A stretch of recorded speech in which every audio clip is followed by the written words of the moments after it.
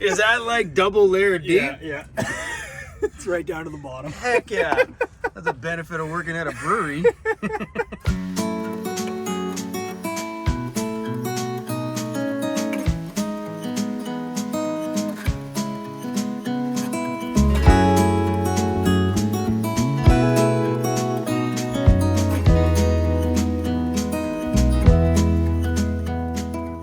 So this is my van. It's a GMC Savannah 2500, an 06. And I've been living in it full time for about 7 months, but I've owned the van for 3 years. I live also in a fifth wheel and couch surf. So yeah, have a look.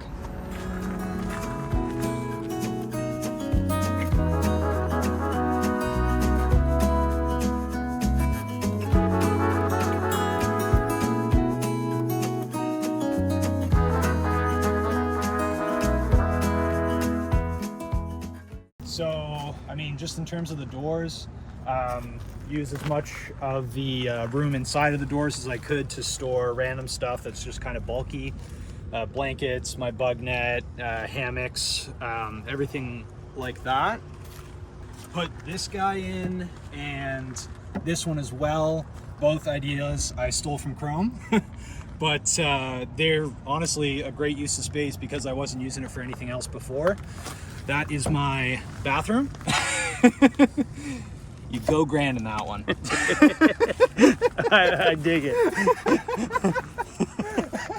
Tires and everything are just what I got with when I bought it. I painted them because they looked like crap and they were all rusting out. Bought me like a year or so, I hope. Got the light bar. A friend of mine installed it. Found it on clearance for 20 bucks a Canadian Tire, and then he had the rest of the know-how and equipment, so he installed it for me. All the roof racks are all bought on Kijiji or scrap. I think the roof rack system altogether cost me $80. That's the box, this black rack, and the metal one at the front. And then I have my recovery boards there as well. That obviously isn't included in the $80 because I think those are 80 bucks by themselves. And I brought my bike with me. It's on one of those swing hitches so that I can still access my back doors if I'd want to. The awning, I wanted something for when I was here for the rain and everything, but they were all super expensive, so... Rain here, come on. Yeah, this was, I think, 60 bucks to put it all together. And you just kind of buy 2 telescope poles, 2 regular poles, and you create a frame and you put some posts up, and it's really easy. Works just as good as any, well, maybe not just as good, but it works. So I've got my diesel heater. It's just one of the cheap Chinese knockoff ones. It's all kind of tucked away and gets vented outside, obviously. This is all just storage. I mean, there's not really a whole lot to it. Oh yeah, the second part of my bathroom. Boom. And yeah, beer cooler. All my food and everything goes in the cabinets, and my clothing and all my toys and everything like that goes underneath the bed. This is a couch. It pulls into a double bed if I want. I run everything off of this electrical system here. It's a 170 lithium ion battery. I charge it with my solar panel, and then I use this Noco Genius 10 to top it off. And I am about to install something to charge off the alternator. Messy as hell.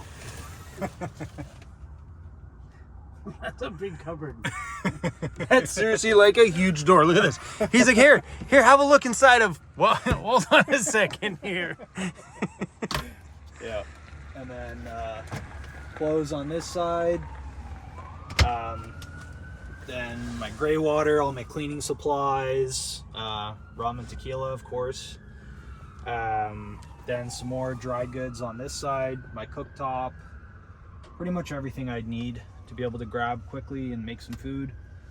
I got the Max Air Vent fan, had it for 3 years, and it works great. Just got to clean it every once in a while. Sink is, I just cut a restaurant sink to size. Then I have one of those little USB powered pumps. It's cheap, but it gets the job done, and it empties out into the gray water tank down there. So. How often do you use your sink? Never.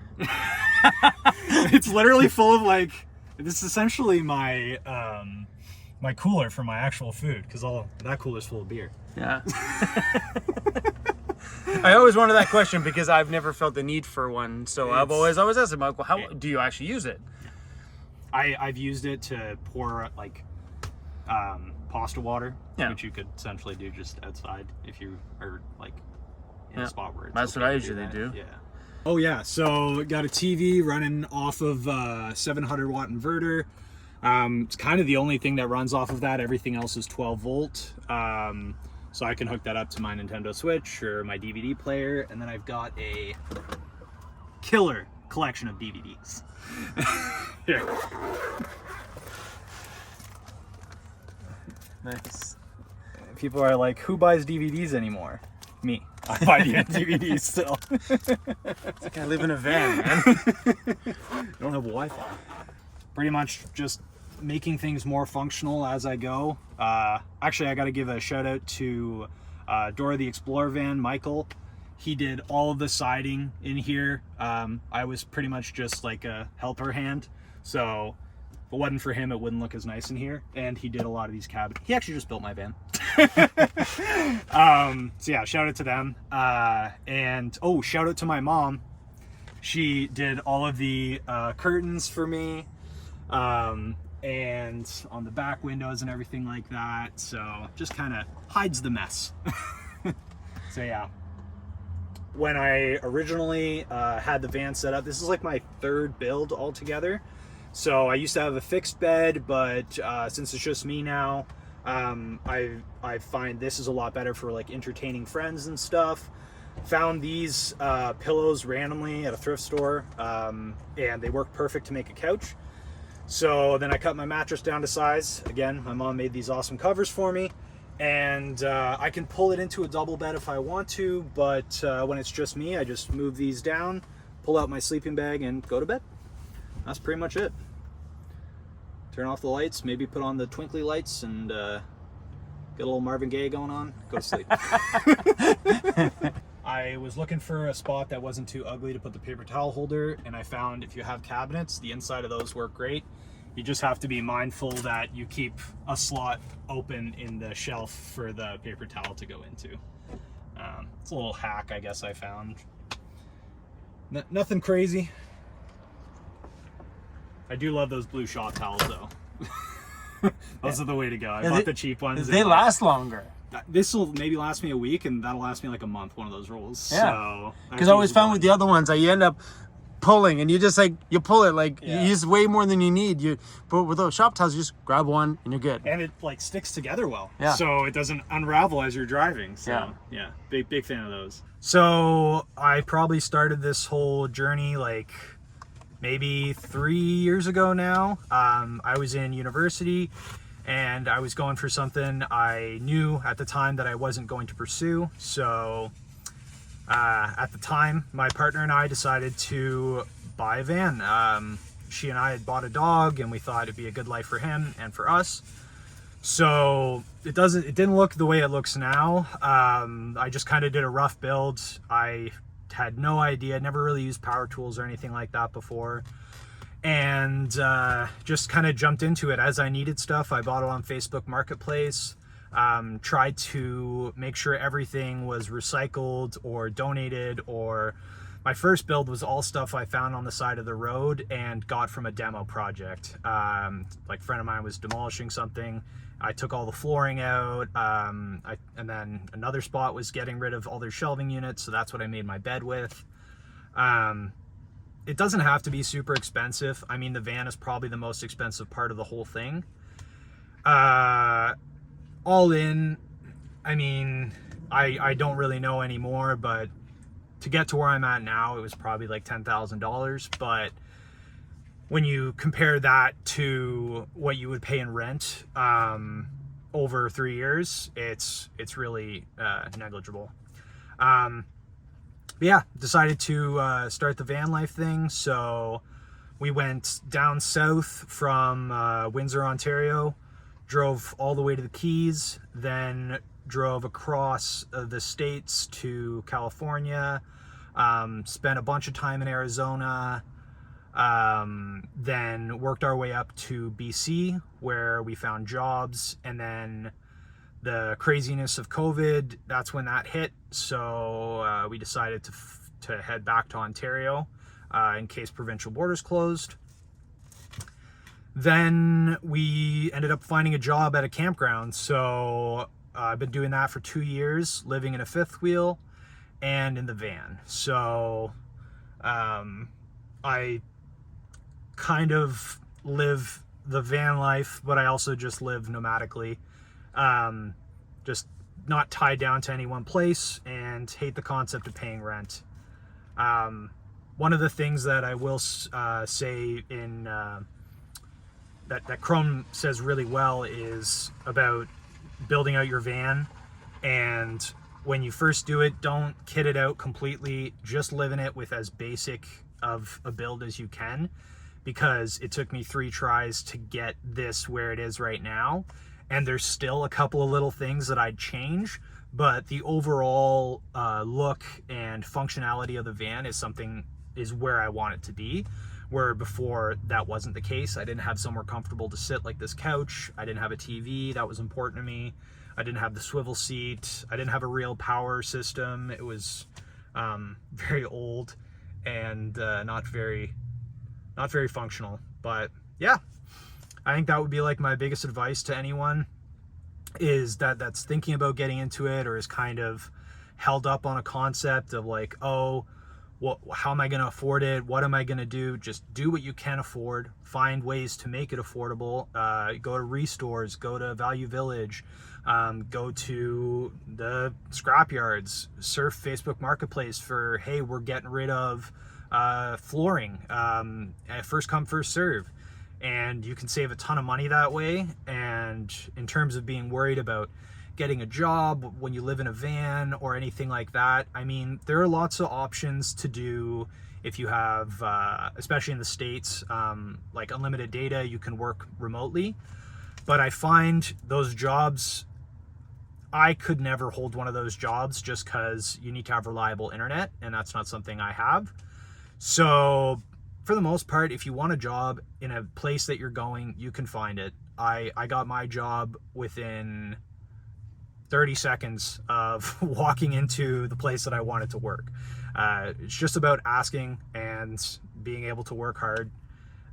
If you're worried about what people are going to think about you, I know it's hard, but don't, because I've had way more positive reviews from people saying, I wish I could do that. I can't wait till I retire so I can do this.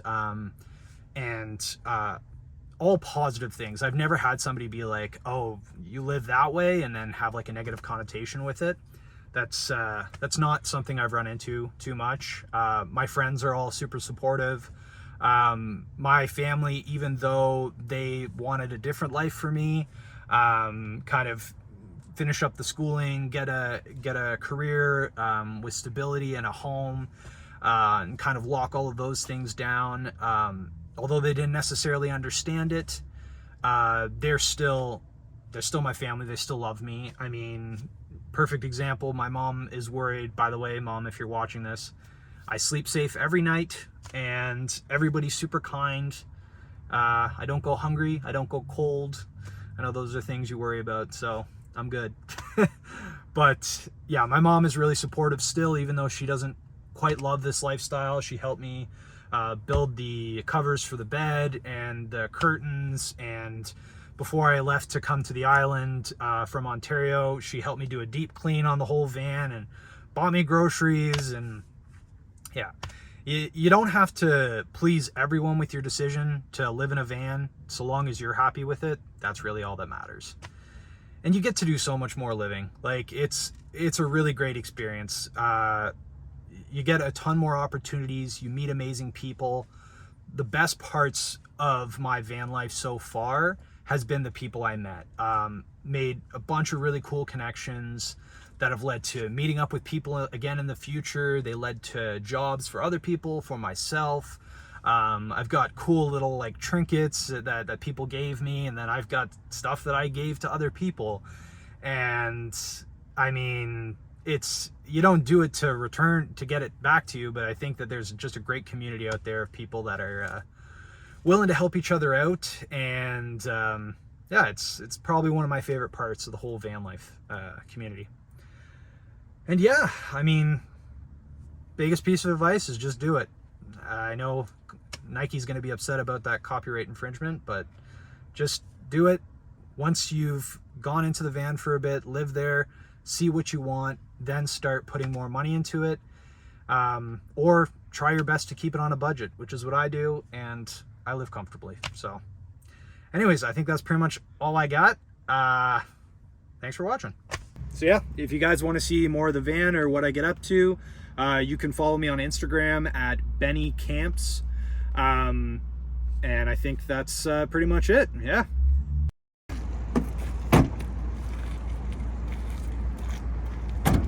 All right, thanks MTV Cribs. Now get out of here. Just finished filming his van tour, and I don't have any means of power in the ambulance to charge my camera, and my camera died. So thankfully he had himself a little Jackery that's at 100% state of charge, and I got my camera plugged in. He's gonna lend me the Jackery to keep my camera charged. See, these little buggers come in so handy. Anyway, he needs to build a little shelf inside of his van, and I offered him some shop space, so he's gonna follow us back to headquarters, the shop, whatever you want to call it. Let's go.